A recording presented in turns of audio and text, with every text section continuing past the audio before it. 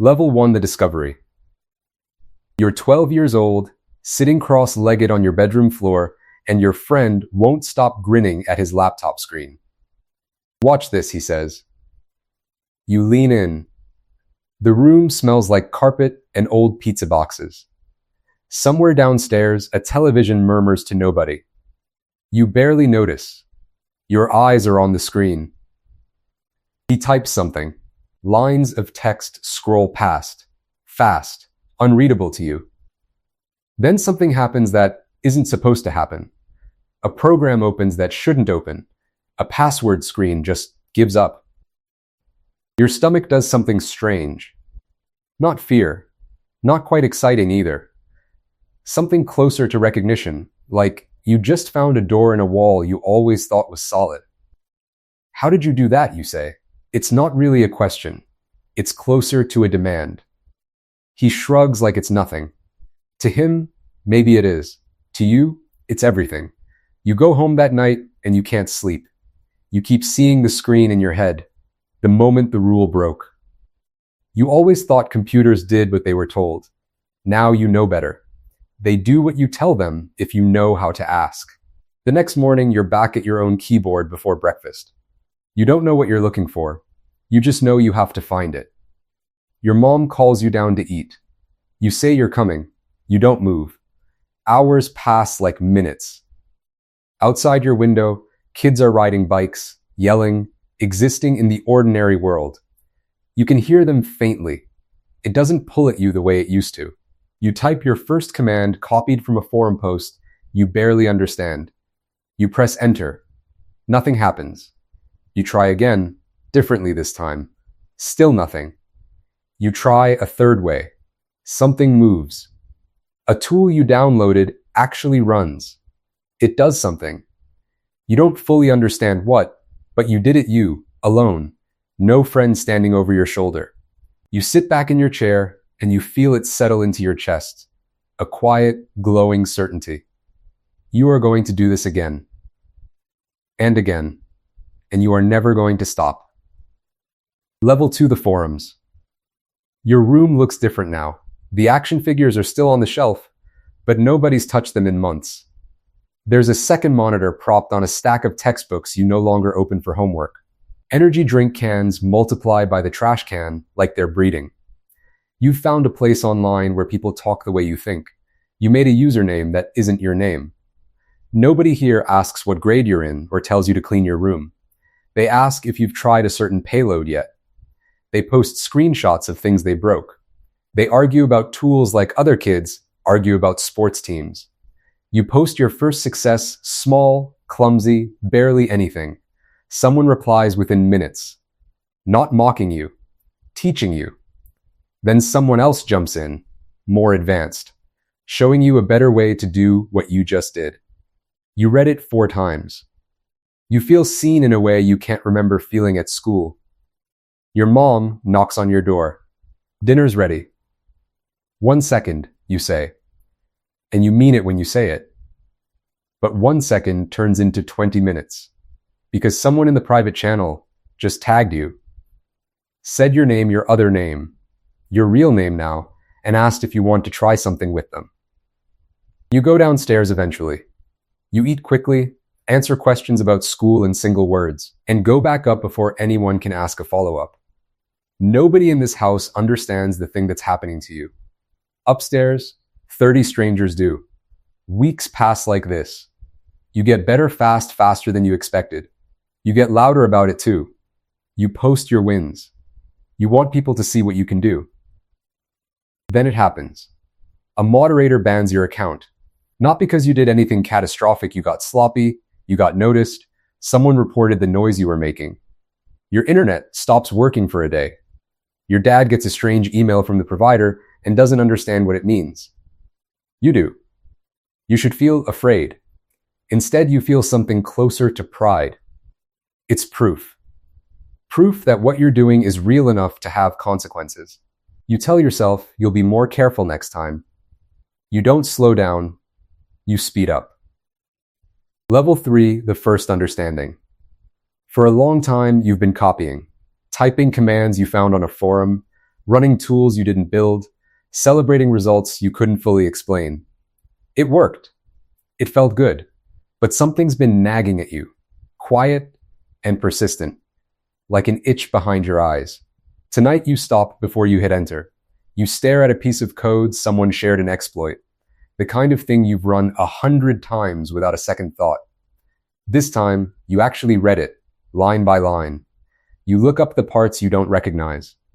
You trace what it's doing to the system underneath, the way it slips past a check that was supposed to stop it. And then, somewhere in the third hour, it clicks. You understand it. Not just what it does, why it works.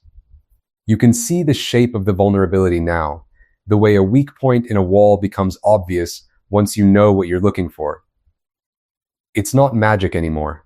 It's logic. And logic is something you can build on. You close the old tool. You open a blank file instead. It takes you 3 nights to write something of your own, small, ugly, barely functional. It breaks constantly. You rewrite it again. On the 4th night, it finally does what you designed it to do. Not what someone else designed, what you designed. You sit back and feel the room go quiet around you. This is different from the first time you broke something. That was wonder. This is something colder and steadier competence. You are no longer just along for the ride. You find a beginner competition online, a puzzle built specifically to be broken. You spend an entire weekend on it, snapping at your sister when she knocks on your door, ignoring 3 texts from a friend from the old world, the one who still thinks you're just really into computers. Sunday night, at 2 a.m., it opens. The flag appears on your screen, proof that you solved it, that you were right, that the thing in your head that sees systems as puzzles is not a flaw. It is the whole point. You don't celebrate loudly. You just sit there, alone, grinning at a screen that no one else can see. You realize you've stopped wanting people to notice what you can do. You just want to know that you can do it.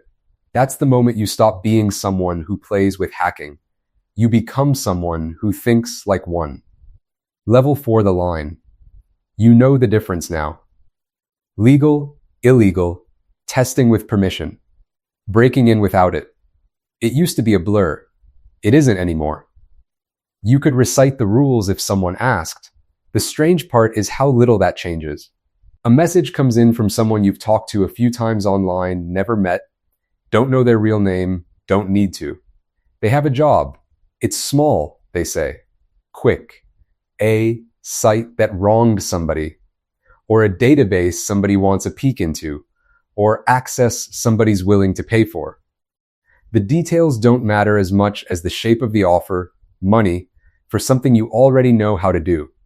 You stare at the message for a long time. Part of you recites the line you know so well. This is the wrong side of it. You know that. You've always known that. But another part of you, quieter, more persuasive, points out that you'd be doing the exact same thing either way. Same keys, same screen, same skill. The only difference is a signature on a piece of paper that doesn't exist here, for a job that doesn't need one. You tell yourself you're just thinking about it. You tell yourself that for 2 days. On the 3rd day, you type a reply. Your hands don't shake. That surprises you more than anything else. You expected this moment to feel enormous. It feels almost administrative, a decision made the way you decide what to eat, not the way you decide who to become. You do the job, it's over in under an hour. The money lands in an account you set up for exactly this. You stare at the number for a long time, feeling less like a criminal and more like someone who just discovered a new, more efficient version of a skill they already had. Nothing collapses. No alarms. No knock at the door. The sky doesn't change color. That's the part that scares you. Later, lying awake, not that you crossed the line, but how easy it was, and how much easier it will be the next time somebody asks. Level 5, the professional. You wear a badge now that says your real name. You sit in a glass-walled conference room, sleeves rolled up, laptop open, while a nervous IT director across the table asks you to explain.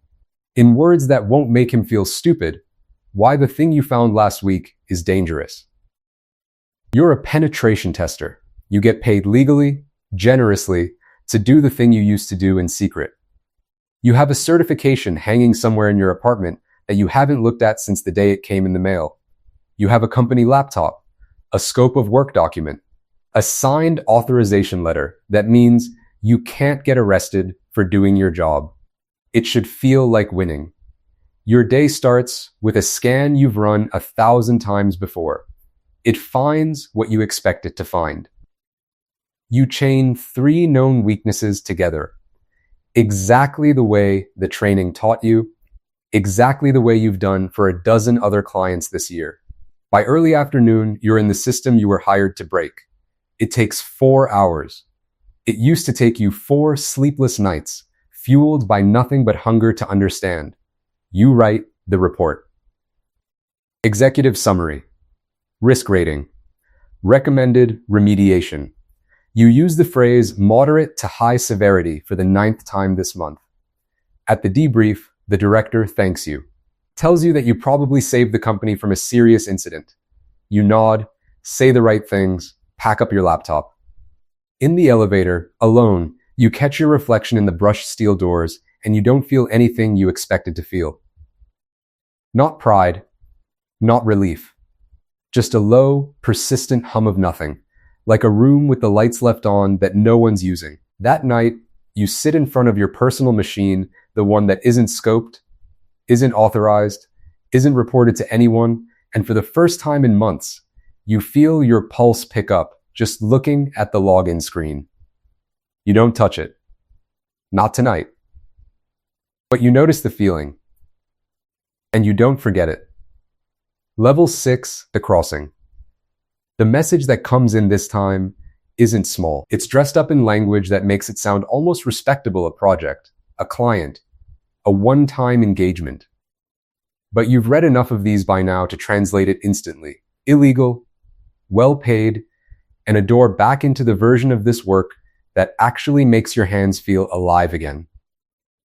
You tell yourself you're just reading it out of curiosity. You read the scope.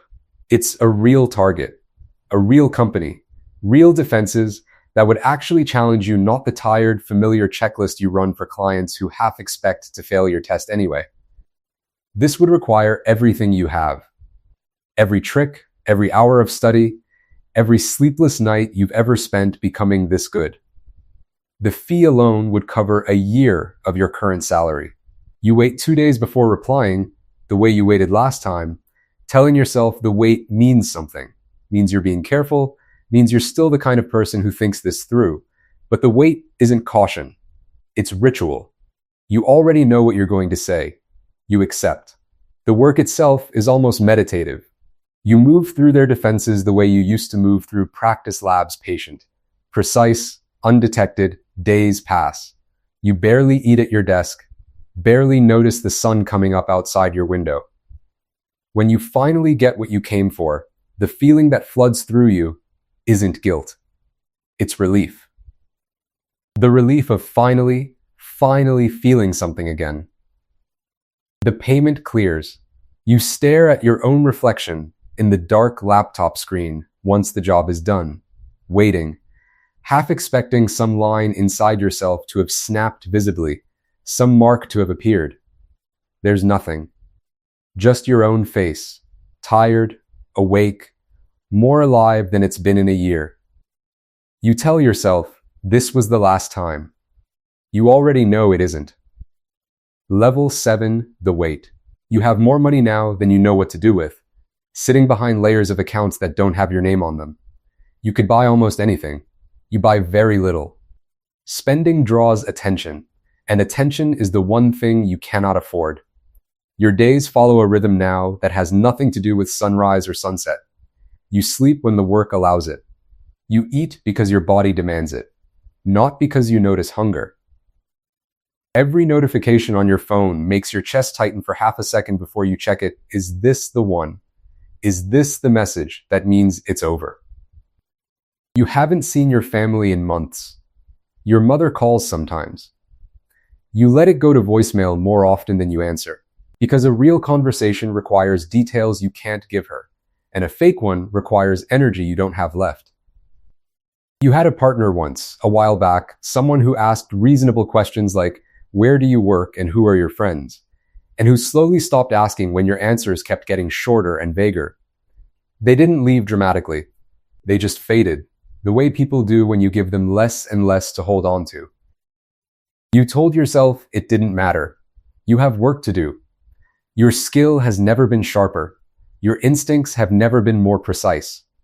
You can move through networks that would take other operators weeks, and you can do it in days, leaving almost nothing behind. By every technical measure, you are exactly what you set out to become at 12 years old, hunched over a friend's laptop, watching a rule break for the first time. You just didn't know, back then, what it would cost to get here. Late one night, staring at a job that's gone quieter than you expected, no confirmation, no payment yet. A silence that stretches a day too long, you feel something you haven't let yourself feel in a long time. Fear. Real fear. Not the electric kind from the beginning, the heavy kind, the kind that sits in your stomach and doesn't leave. You start checking the same three things over and over. Your connection, your traces, your exit points. You tell yourself, you're just being careful. You know, somewhere underneath the reassurance that careful people don't feel like this. Level 8, the reckoning. The knock comes on a Tuesday, ordinary in every way except this one. You hear it before you fully register what it means, 3 sharp raps, followed by a voice announcing itself through the door in a tone that leaves no room for negotiation. Your body understands before your mind catches up. You're standing before you decide to stand. Your eyes go to the laptop on your desk, screen still glowing, mid-task, and for one absurd second, you think about the work instead of yourself. Then the door opens, and the moment you spent years quietly dreading arrives all at once, faster than you ever imagined it would. There isn't a chase. There isn't a dramatic escape. There's just you, standing in a room full of equipment that tells your entire story without you having to say a word, and people who already know most of it before you speak. Later hours later, in a room that isn't your room, under light that isn't your light, you have time to think for the first time in longer than you can remember. No notifications. No job. No screen. Just you and the silence and a question that finally has room to surface after years of being outrun. Was it worth it? You think about the 12-year-old who watched a rule break for the first time and felt something come alive that had never been alive before.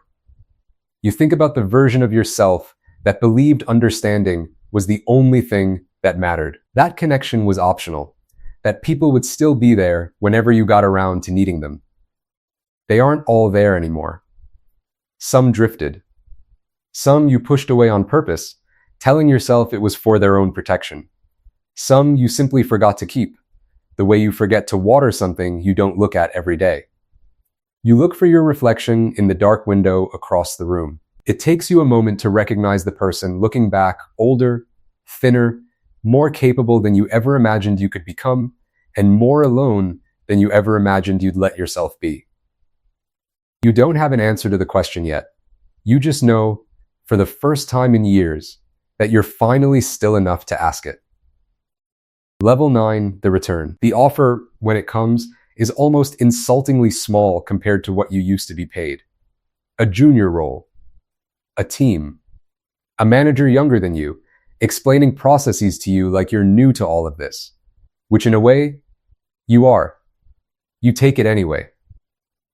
The first weeks are strange in a way you didn't expect. You're used to working alone, trusting no one, checking your own work against no one's judgment but your own. Now there are people in the room, actual people, not usernames asking what you think, disagreeing with you, occasionally being right when you were wrong. You find yourself hesitating before speaking, the way you used to hesitate before pressing enter on a command you didn't fully understand. Except this time the hesitation isn't about a system. It's about trust, a muscle you let atrophy for years. One afternoon, a colleague catches a mistake in your work before it becomes a real problem. You brace for the old feeling exposure, humiliation, the sense of being caught. Instead, she just says, easily, happens to everyone, and moves on to the next task like it was never a big deal. It sits with you longer than it should. You realize, sometime that evening, that you can't remember the last time someone corrected you without it costing you something. You call your mother that night. It's a short conversation, mostly small talk, nothing that resolves years of distance in a single phone call. But she says she's glad to hear from you, and she means it. And you sit with that plain, unremarkable sentence longer than you've sat with anything in a long time. The work itself still uses everything you know how to do, the same instincts, the same patience, the same eye for the crack in the wall that nobody else sees. But now it points somewhere else. You spend your days finding the weaknesses before someone worse than you does. You explain risk to people who don't speak your language, the way you once did back when it felt hollow. It doesn't feel hollow anymore. It feels like it matters, even on the days it feels small. You are not the person you were at 12. You are not the person you were at the peak, either invisible, untouchable, alone in a room full of your own accomplishments. You are something in between, something rebuilt, still uncertain of its own shape. It isn't redemption exactly, it's closer to repair. Slow, unglamorous, never quite finished. You'll take it. Level 10 the cycle. Years pass the way they do once you stop counting them so carefully. Your desk looks different now than it did at any point before. Fewer monitors, fewer energy drinks, a photograph propped against the wall that you actually look at sometimes instead of ignoring. The work is quieter. The nights are shorter. The fear that used to sit permanently behind your ribs has thinned out into something almost manageable, something that only visits occasionally, late, when you let your guard down. Tonight, you're at a friend's house, a rare thing, a real thing, the kind of evening you use to trade away without a second thought. Their kid is in the next room, 12 years old, hunched over a laptop, with the particular stillness of someone who has just found the only thing in the world that makes sense to them. You walk past the doorway and stop. On the screen, a program is doing something it wasn't designed to do. The kid's face is lit by the glow, eyes wide, completely unaware of anyone watching. You know that look. You wore it once, in a bedroom that smelled like carpet and pizza boxes, a lifetime and several lifetimes ago. You could say something. Warn them. Maybe. Tell them what it costs, further down the road, to be this good at seeing the cracks in things. You don't. Instead, you just watch for a moment, quiet, present, the way no one was quite present for you back then. The kid finally looks up, catches you standing there, and for a second looks caught, embarrassed, like they've been discovered doing something wrong. You just smile. What'd you break? You ask. Their face changes instantly relief, then pride, then a flood of words about exactly what they did and how they did it, faster than you can follow. You listen anyway. You remember what it felt like to need someone to listen. Later, driving home, the road empty and dark in front of you, you think about the screen's glow on that kid's face, and your own face somewhere in a window a long time ago, and all the versions of yourself in between. You don't know what that kid will become. Nobody ever does at the start. You just hope that somewhere along the way, someone stays close enough to ask them the question before it's too late to matter. You turn up the radio and you drive on into the rest of your life.